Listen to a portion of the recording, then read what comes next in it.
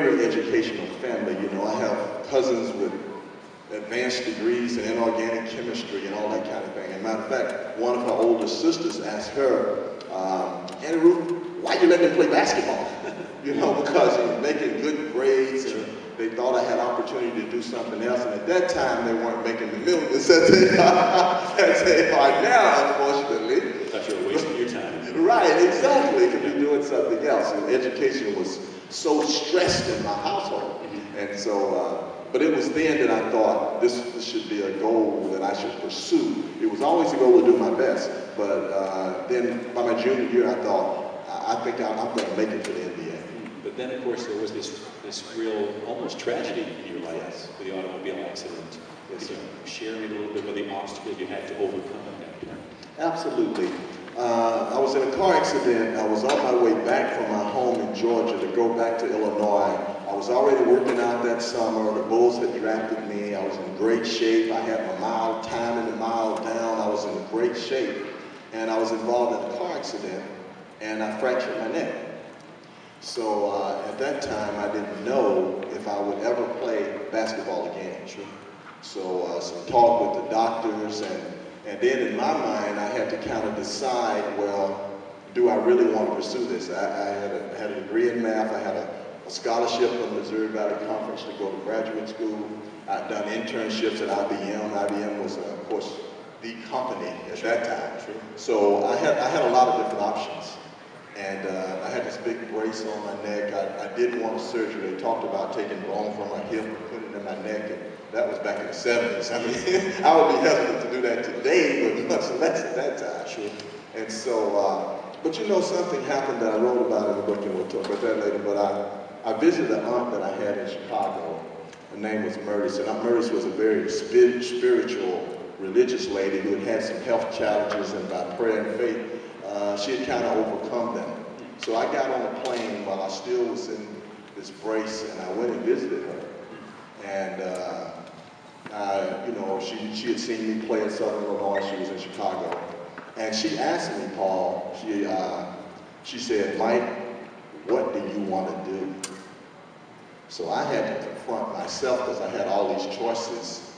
And I looked up at her and said, Mercy, I want to play basketball. So she said, then that's what you should do. We're going to pray right now that God will heal you, that you will play basketball. That's what you're supposed to do. And so we had this long prayer, and I left her place in Chicago, got on a plane, flew back to Atlanta, just flew up there to talk with and have prayer with her. And I decided at her place that I was going to play basketball. She said, work on healing and concentrating on a basketball career. So I put all the math, all the grad school, all the options to the side, and I started walking and jogging, got the neck brace off, and was a couple of months later, I was x-rayed by the Bulls doctors, and they say, your neck has healed. You can begin your NBA career. But it did not, of course, begin with the Chicago Bulls. Yeah. You went to Buffalo Braves. Yes. Which, after this wonderful life, kind of a family order and organization and thought and good things, you went to chaos in Buffalo to a certain extent. Last year, the Braves, if I remember correctly. Right. And the owner was trading the team, and they were moving, and there's all kinds of confusion. What was that like? The transition must have been kind of jarring for you, wasn't it? It was, because the Bulls wanted to keep me on the injured list, and my agent said, no, we're going to get the Bulls to release you. There are other teams that still want you. So we kind of forced them to release us.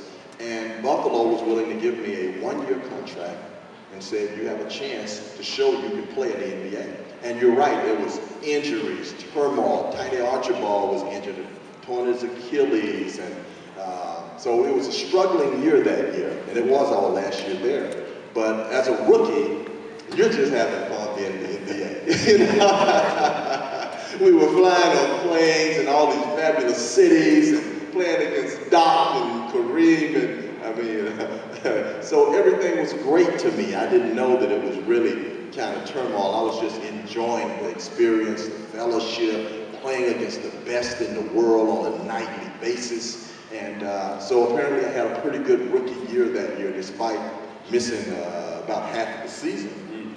And so some teams were interested in me after that one-year contract.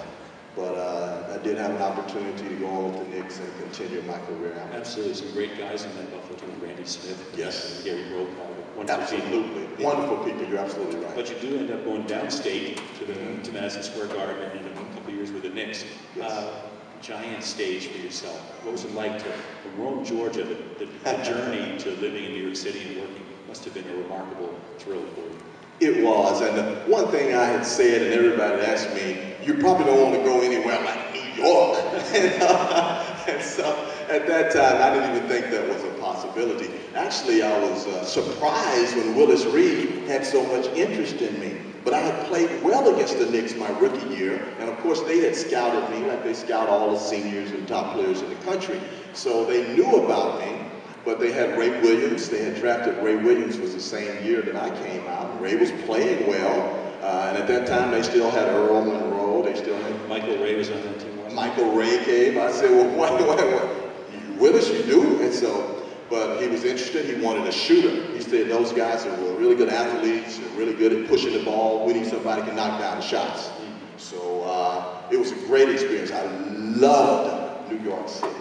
I mean, you know, you're a young guy and the city has so much energy, and the Knicks fans have, I just believe they have more passion probably than any fans anywhere in the country. And there are great fans everywhere. But those Knicks fans, they just live and die and breathe with their Knicks. So I very much enjoyed the experience of playing with the Knicks. Even went to some of the outdoor places. I said, I got to see how this ball is on the playgrounds. I've heard about it. To Rucker and West 4th Street and all those places. You got it. So I got out there. I said, I've got to go see if they got that kind of game. And they did. I mean, yeah. They had been serious ball. Yes. For 3 years with the Knicks, though, you ended up going home to Georgia, where you had the majority of your career was 4 or 5 years with the Hawks. Wonderful thing to go home. Was it a joyous time? Did you miss New York and that kind of passion when you went to Atlanta? I really missed New York. At that time, the Knicks we were kind of between the great Walt Frazier, Earl Monroe period, and we felt we had built the Knicks back up because we had the youngest team in the NBA. Right. Our record was 50-32. We made it to the playoffs, and everybody thought the Knicks are back. And I think the Knicks, and Red Holzman later said, they got real aggressive, and they got from here, and they tried to make a jump all the way back to the top. So they did some aggressive things. I was no longer there. Ray Williams was gone. They brought in Mike Newland, Randy Smith. They went a different direction, and next year they went to 32-50. So they just reversed their records. It collapsed. And I did not want to leave. I love New York, love the energy, love the passion.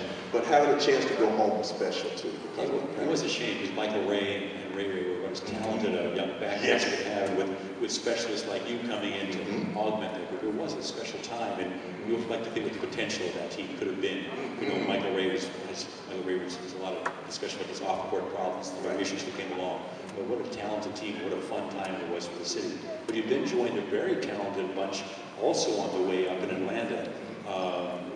Talk a little about again, that team was not there yet, but you were part of that same process, bringing that team up. Absolutely right.